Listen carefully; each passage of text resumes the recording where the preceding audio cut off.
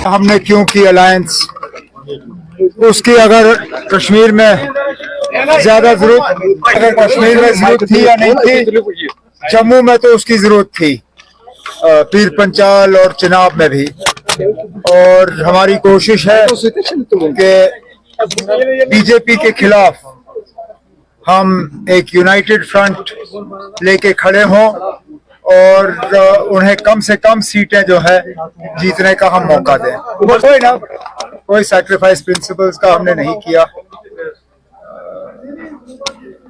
जो लड़ाई हम लड़ने जा रहे हैं, उस लड़ाई में असेंबली का अपना ही रोल है। और मैं लोगों से क्या कहूं कि वो इस असेंबली को माने, इस असेंबली को वोट दें, इस असेंबली में मेंबर चुने, लेकिन मैं इस असेंबली को नहीं मानता। जो लोग ये बात करते हैं उन्हें तो अपने रिश्तेदार खड़े किए। जो मेरे खिलाफ ये इल्जाम लगाते हैं, किसी ने बेटा, किसी ने बेटी, कोई ना कोई तो रिश्तेदार उन्होंने रखा। अगर वो अपने ही प्रिंसिपल्स के इतने बड़े पाबंद हैं तो फिर तो उनको पूरी तरह से इससे बाहर रहना चाहिए था। खुद बाहर रह के किसी रिश्तेदार को रखने का क्या फायदा।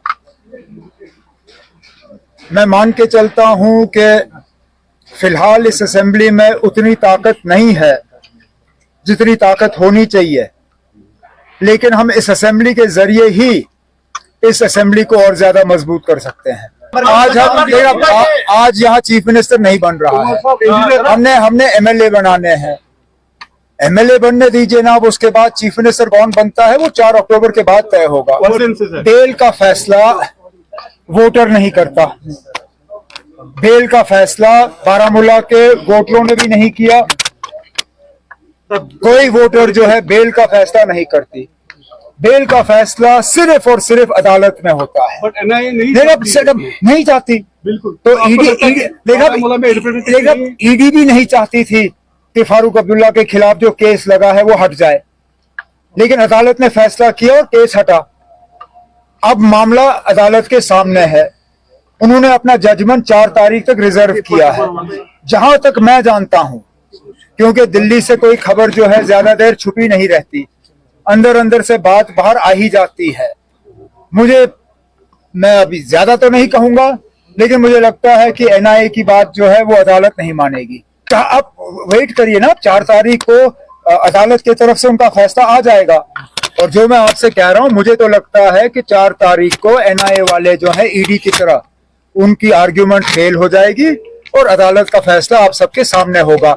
अब जाके अगर इंजीनियर साहब को छोड़ दिया जाता है तो क्या अदालत के तरफ से उनके ऊपर कोई रोक होगी, कोई रुकावट होगी, कोई स्ट्रिक्चर्स होंगे, वो हमें देखना होगा।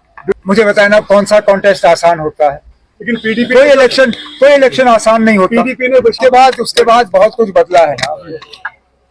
मैंने कभी किसी इलेक्शन को फॉर ग्रांटेड नहीं लिया। बारामूला के पार्लिमानी नतीजों के बाद तो मैं अब अगर लेता भी था थोड़ा बहुत तो बिल्कुल नहीं लेता हूं। मैं सिर्फ और सिर्फ गांदरबल के लोगों से ये उम्मीद करूंगा कि जिस तरह उन्होंने मुझे 2008 में खिदमत करने का मौका दिया, उस तरह दोबारा इस साल मुझे एक मौका उनकी खिदमत करने का देंगे, बस और कुछ नहीं।